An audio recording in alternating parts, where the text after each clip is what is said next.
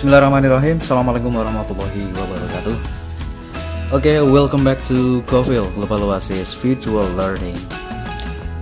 Pada kesempatan kali ini kita akan bahas satu topik kita, yaitu tentang satu genre teks dalam bentuk analytical exposition. Jadi apa itu analytical exposition? Sebelum kita lanjut, seperti biasa, untuk yang belum subscribe, silahkan kalian tekan tombol subscribe. Jangan lupa untuk aktifkan notifikasi loncengnya agar kalian selalu tahu, selalu update video-video terbaru dari kita. Serta jangan lupa share atau bagikan ke teman-teman kalian agar teman-teman kalian juga ikut bersama-sama belajar dengan kita. Baik, kita langsung aja menuju ke topik kita, yaitu adalah analytical exposition. Nah, analytical exposition itu apa sih sebenarnya? Baik, kita mulai dulu dari yang pertama, yaitu tentang definition atau definisi, pengertiannya maksudnya ya. Kalau dalam bahasa Inggrisnya seperti ini ya: text that elaborates the writer's opinion by arguing on topic or phenomena or issues without persuading the readers to do something. Di sini. Jadi di sini ada poin ya, yang perlu kita garis bawahi. Yang pertama adalah writer's opinion atau opini penulis ya.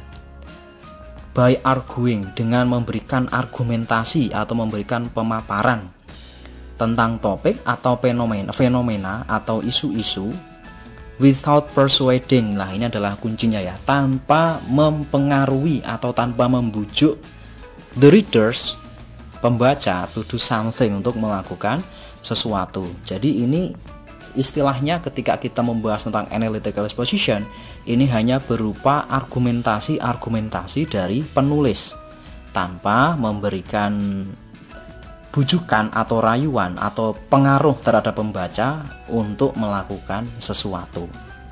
Nah, tetapi ya, ini ada juga yang dipengaruhi ya, tadi belum selesai.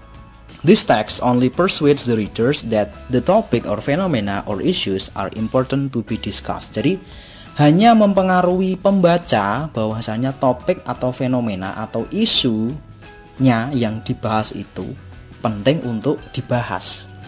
Jadi dari argumen-argumen itu si penulis nanti hanya akan memberikan opini dari satu sisi ya, dari satu sisi, di mana tidak mempengaruhi pembaca untuk melakukan sesuatu, tetapi hanya mempengaruhi pembaca bahwasannya topik yang diberikan itu penting untuk dibahas. Nah, poin yang kita ambil dari pengertian ini ya, ada 3 di sini ya. Yang pertama adalah berisi argumen, jadi hanya satu sisi argumennya ya.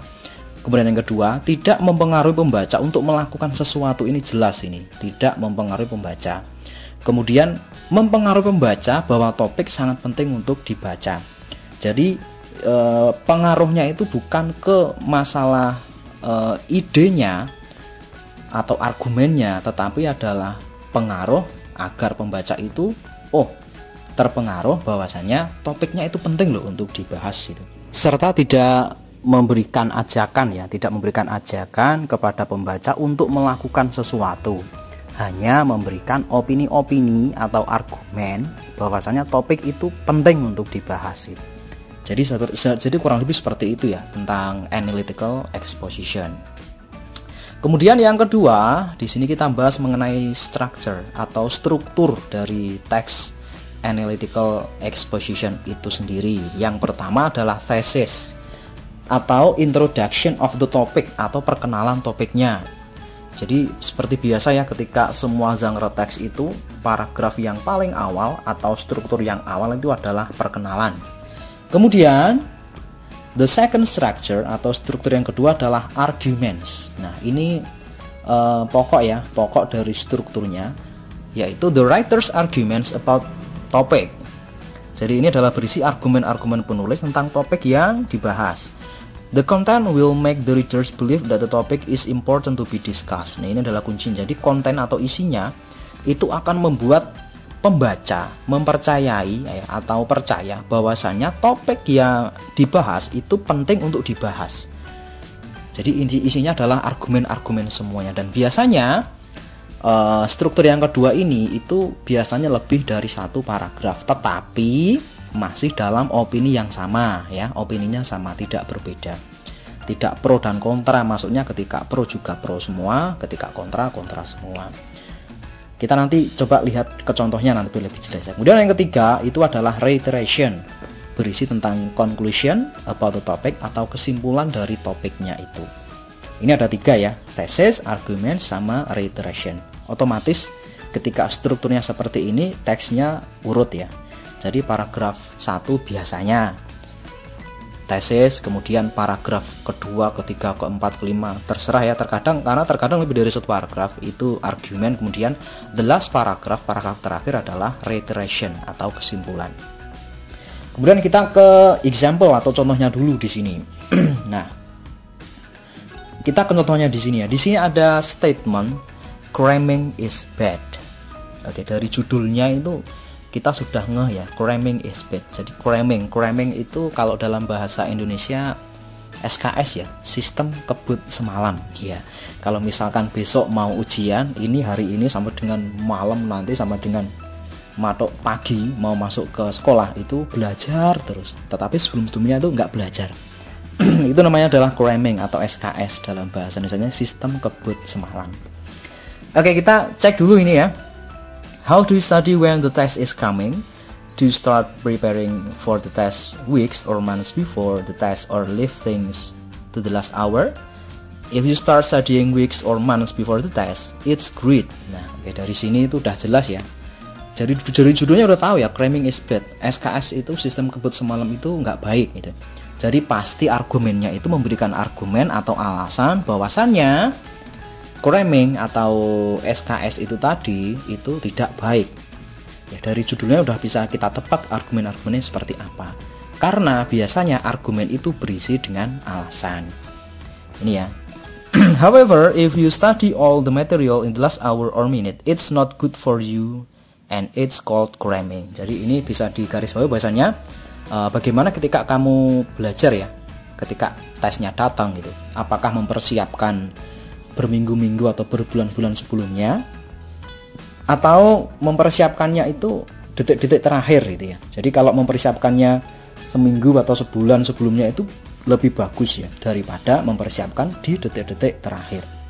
Nah, dari paragraf 1 ini ya, dari tesisnya ini sendiri kita udah bisa nebak ya, oh argumennya pasti memberikan alasan kenapa cramming atau SKS itu tidak baik. Tentu saja di sini. Oke, yang pertama, cramming is the situation when students stay up until morning to study before the test. Ini bisa dibaca sendiri ya, bisa di screenshot sendiri. Jadi cramming adalah situasi di mana students atau siswa stay up. Stay up itu melean ya, kalau bahasa Jawa. Kalau bahasa Indonesia itu bergadang ya. Bergadang until morning, sampai dengan pagi, to study before the test, untuk belajar sebelum tes mereka. Ini ya. This habit can lead to negative impact. Jadi habit atau kebiasaan ini can lead, bisa membawa kepada dampak-dampak yang negatif for some reason, untuk beberapa alasan. Ini ada alasan pertama ya. The first reason is that disruptions in the regular sleep cycle can cause temporary intellectual lapses. Ini alasan pertama, diikuti dengan beberapa pendukung ya, kalimat-kalimat pendukung. Kemudian ini ada alasan kedua, besides that each person has their different sleeping time, so some of them often use a stimulant for cramming. Furthermore, the stimulant gives bad effect to its consumers, dan seterusnya. Jadi intinya ketika cramming itu ya, alasan pertamanya adalah tidak baik untuk mata dan juga kesehatan, dan juga tidak baik juga untuk cycle of sleeping atau sleeping cycle, atau maksudnya waktu untuk tidur ya, kebiasaan tidur. Kemudian biasanya juga diikuti dengan alasan kalau nanti misalnya kok masih ngantuk, itu dia bisa menggunakan yang namanya stimulan. Jadi stimulan tuh istilahnya kasarannya doping ya kalau bahasa kerennya itu. Biasanya pakai kopi deh, biar nggak ngantuk ketika nanti mengerjakan tes. Dan itu ada berikan juga alasannya, mengonsumsi kopi ya, menggunakan stimulan berupa kopi dapat menyebabkan ini beberapa problem dan seterusnya. Dan kemudian di the last paragraph atau paragraf terakhir itu berisi summary atau ringkasan biasanya ya. Jadi diberikan ringkasan dari argumen-argumen yang telah diberikan pada paragraf sebelumnya untuk meyakinkan pembaca di sini. Oke, dari sini ini bisa kita tarik kesimpulan dari paragraf pertamanya itu adalah thesis, kemudian paragraf kedua ketiganya adalah arguments, kemudian paragraf keempat atau paragraf terakhir adalah reiteration. Oke. Well, ini sangat mudah sekali ya. Ini sangat sederhana sekali untuk analytical exposition. Setelah ini nanti insya Allah nanti akan saya buat teks yang hampir sama dengan analytical exposition ya. Hampir sama, tetapi dia memberikan atau menyajikan dua sisi yang berbeda. Cek aja di video setelah ini, oke? Kemudian kita ke language features atau ciri kebahasaan. Di sini yang pertama adalah using simple present tense atau menggunakan kalimat dalam bentuk simple present. Kalau kamu belum tahu apa itu simple present, bisa dicek di link di video di atas ini ya, bisa diklik itu nanti. Kemudian yang kedua, using internal conjunction atau menggunakan kata hubung. Nah, kata hubung sendiri ini ada 3 ya. Yang sering digunakan ada addition atau penambahan, kemudian comparison atau perbandingan, dan juga time atau waktu. Kemudian yang ketiga, dia ini ya menggunakan casual conjunction atau hubungan sebab akibat. Di sini contohnya as a result, because, by, consequently, dan lain-lain. Tadi untuk contohnya udah dijelaskan ya, hubungan sebab akibat. Jadi penyebabnya tadi gara-gara cramming itu ya, akibatnya dia melean ya atau begadang sampai malam, kemudian ketika pagi dirasa masih ngantuk, dia menggunakan stimulan atau doping. Jadi ada hubungan sebab dan juga akibat. Akibatnya nanti akan berpengaruh kepada kesehatan. Oke. Kemudian terakhir adalah using words that express thought atau pikiran. Jadi menggunakan menggunakan kata-kata yang mengekspresikan pikiran. Jadi pikirannya penulis itu pasti ditulis di sana. Oke, well, dari sini mungkin cukup sampai sini dulu ya ini ya untuk analytical exposition.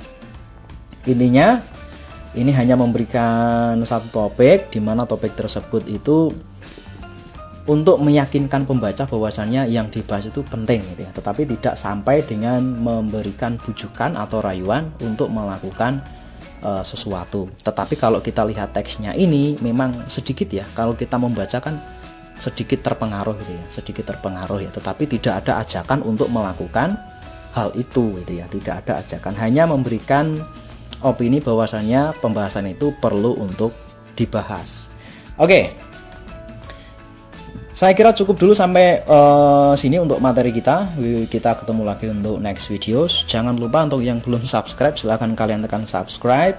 Jangan lupa share dan bagi teman-teman kalian. Thank you very much for watching my videos. See you on the next videos. Wassalamualaikum warahmatullahi wabarakatuh.